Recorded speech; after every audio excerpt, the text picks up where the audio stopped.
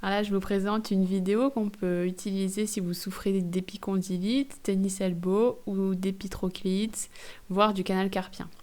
Donc vous pouvez commencer par vous masser la face palmaire en cherchant entre chaque métacarpien, mobilisation de la colonne du pouce pour le libérer, surtout si c'est votre membre dominant, le membre sur lequel vous écrivez avec les textos, les ordinateurs. C'est des petits muscles qui sont souvent congestionnés. Voilà, on cherche à lisser entre chaque partie. Vous pouvez décomprimer le pouce également. Si vous subissez des arthroses du pouce, rhizarthrose.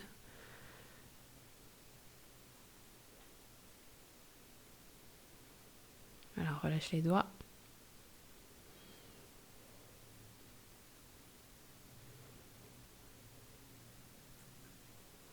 Relâche les poignets. On va essayer de les bleu-bleuter au maximum. Mouvement rapide. Ensuite, le même petit rouleau que j'utilise aussi pour la face plantaire, on peut l'utiliser pour décongestionner les muscles de l'avant-bras, donc ici la loge des fléchisseurs.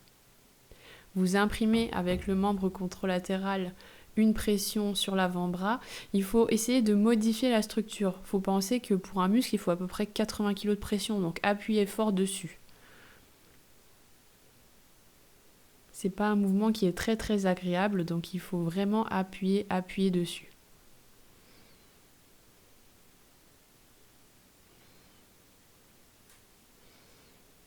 Donc là on peut confondre, on voit pas bien, mais ma main, celle qui est sur le rouleau, elle est vraiment relâchée. Hein.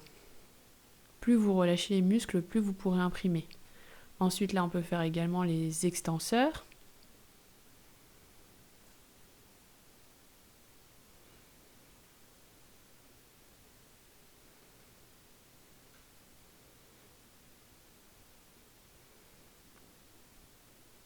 Si vous êtes musicien ou vous faites un sport avec la main, ça peut être très utile, par exemple le handball, le tennis de table. Comme pour la vidéo avec les rouleaux, vous pouvez prendre la face antérieure ou postérieure de l'avant-bras, vous cherchez le point le plus courbaturé et vous faites des flexions, extensions de poignet. Vous cherchez dans toutes les parties de l'avant-bras, donc là vous faites des rotations d'épaule, vous appuyez dessus.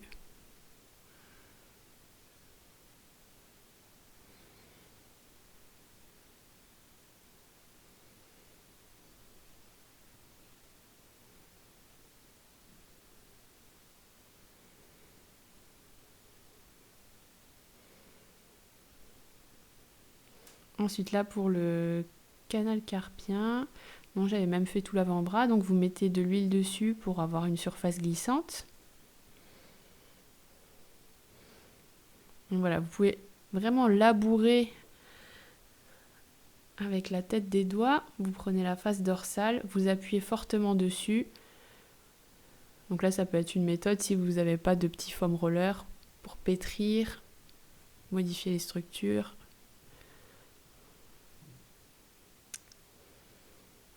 C'est vraiment juste si vous utilisez les mains. Hein. Si vous avez juste le foam roller, mettez pas de surface glissante, c'est pas la peine. Vaut mieux au contraire que ça accroche.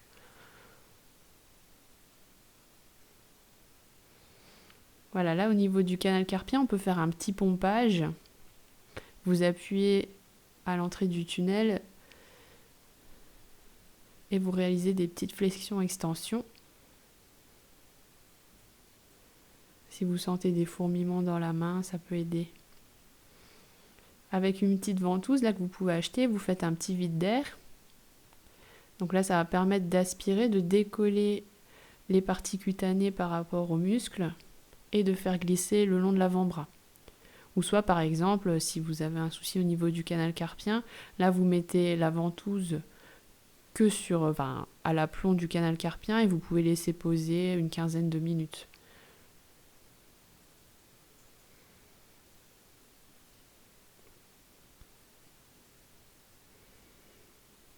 Voilà, bien refaire le vide d'air entre chaque pour que la ventouse y soit adhérente.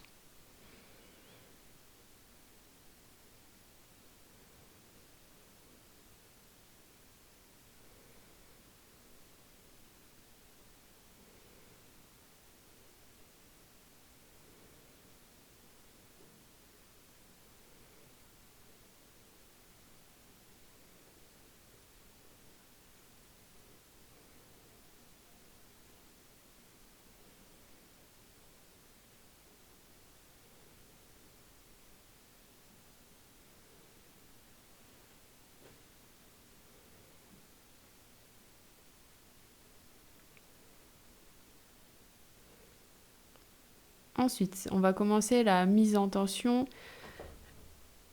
au niveau des tendons pour augmenter la charge. Donc à l'aide d'une petite haltère, ensuite vous faites en fonction de ce que vous pouvez pour le poids. La mise en charge progressive va se faire selon les différents types de contractions musculaires. Donc ici, on va utiliser un petit coussin. Vous posez bien le coude dessus. Il ne faut pas que l'épaule soit mise en charge. On va faire des contractions concentriques. On se contente de soulever la charge vers le plafond.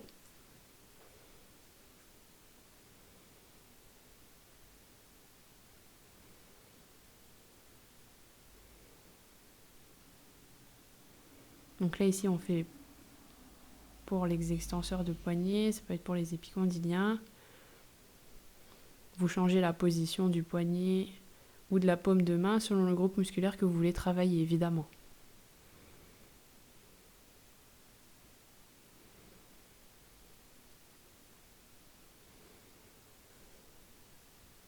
Travail isométrique. Mon coude, il a légèrement décollé. Il faudrait vraiment que mon coude soit collé au coussin. Je triche un peu. On repose.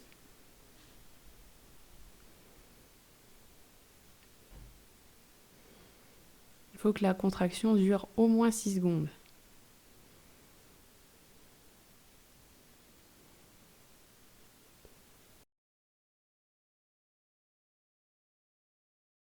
On relâche. On reprend.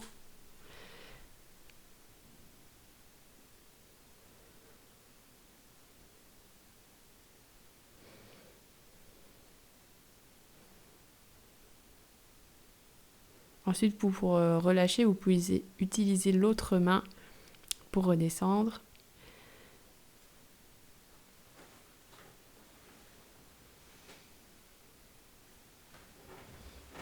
Voilà, la main aide à relever.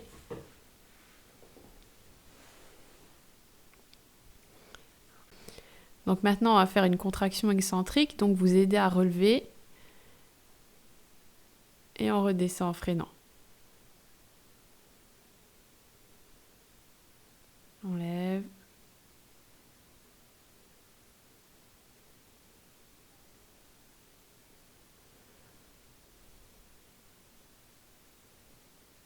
Et on freine la descente.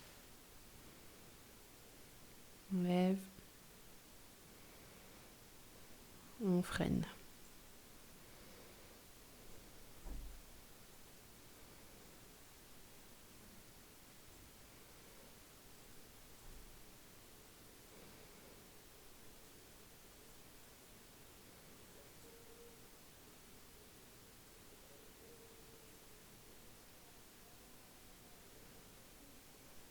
Voilà, là c'est la charge maximale que vous pouvez avoir, enfin le type de contraction qui donne une charge maximale sur le tendon, l'insertion entre le tendon et le muscle.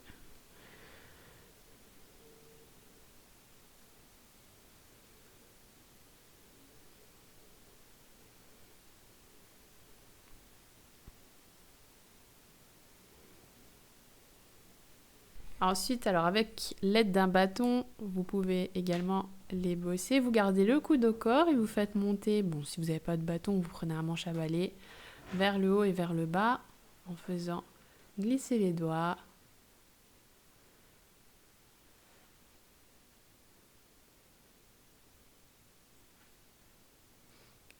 On peut également étirer les épicondyliens, les épitrochléens.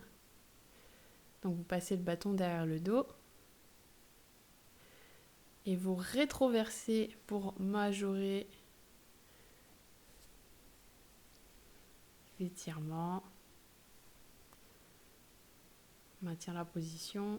On garde les coudes tendus.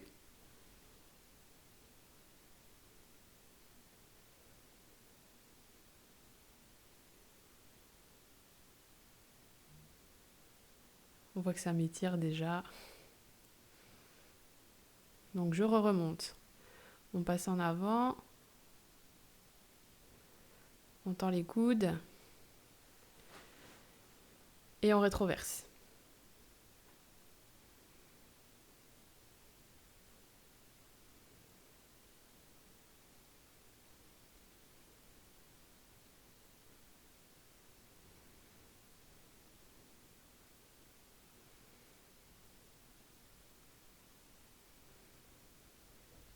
Ensuite, on change de groupe musculaire. Donc là, paume des mains vers l'arrière et on fait l'inverse, on creuse le dos pour majorer l'étirement.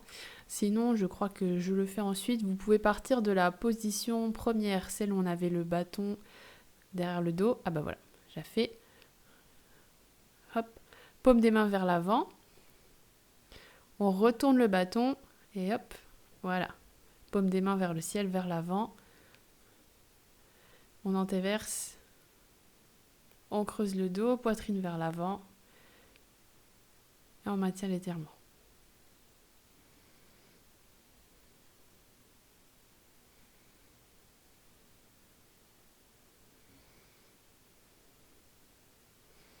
Donc, paume des mains vers l'avant, je remonte et on étire.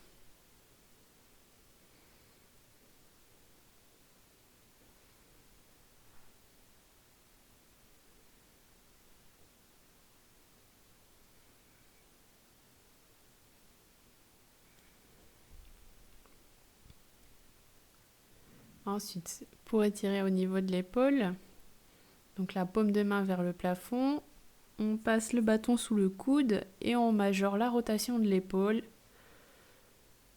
On souffle bien pendant l'étirement.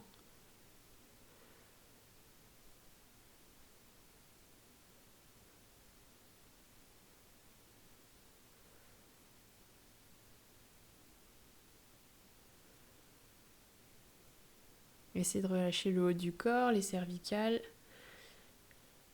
Ensuite, avec des petits contractés relâchés, vous pouvez contracter et une fois que vous relâchez, vous soulevez le bâton un petit peu plus vers le plafond pour majorer l'étirement. Voilà.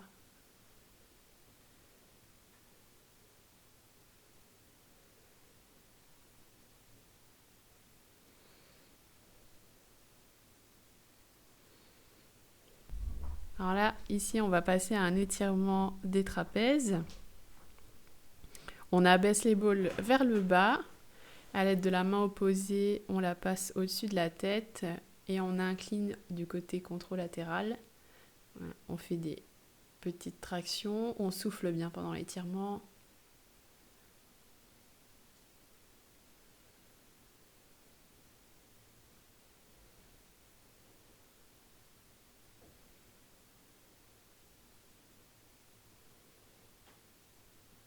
On abaisse l'épaule, on essaie de la descendre de plus en plus bas au fur et à mesure des répétitions.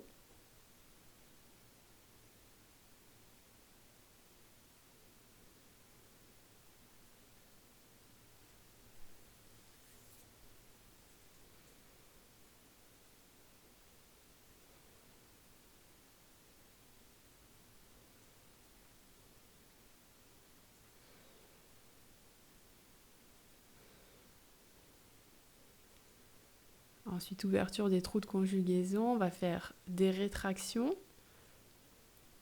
Donc vous amenez la tête en arrière en faisant un double menton, mais en portant le regard toujours droit devant vous. On ne regarde pas vers le sol. Vous amenez le menton, vous l'écrasez contre votre cou, là on voit bien le double menton. On relâche les épaules, on maintient une position corrigée pendant l'exercice.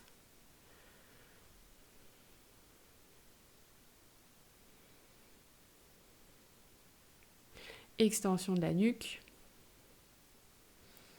Voilà, on regarde vers le plafond. On fait comme si vous aviez en fait un bras derrière la tête et vous enroulez votre tête derrière le bras. Vous voulez regarder derrière votre dos en passant par le plafond. Et ensuite, on peut mélanger les deux mouvements en faisant des rétractions suivies d'une extension. Faites bien attention que ces exercices ne provoquent pas de douleur, que ça ne réveille pas certaines douleurs nerveuses qui puissent descendre jusqu'à votre bras, des radiculopathies par exemple. Ensuite, avec des mobilisations type neuroméningée, la main contre le mur, vous retournez les doigts vers votre dos, le coude tendu avec l'épaule basse. Vous pouvez soit rester dans cette position si ça étire déjà la chaîne faciale, ou soit vous pouvez augmenter la tension ou même majorer le mouvement en effectuant des inclinaisons vers la droite et vers la gauche.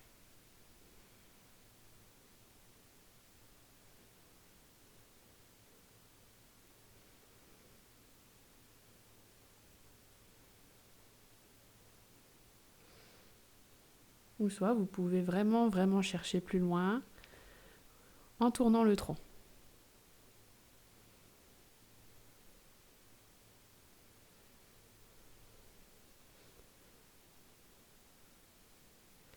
On effectue plusieurs répétitions.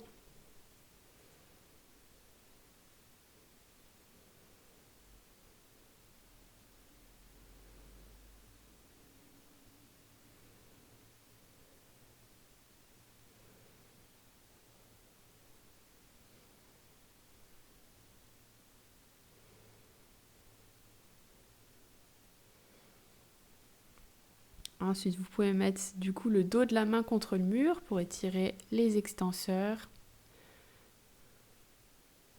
Ah, moi, ça me fait un peu mal. J'explique mon sentiment de souffrance par rapport à cette position.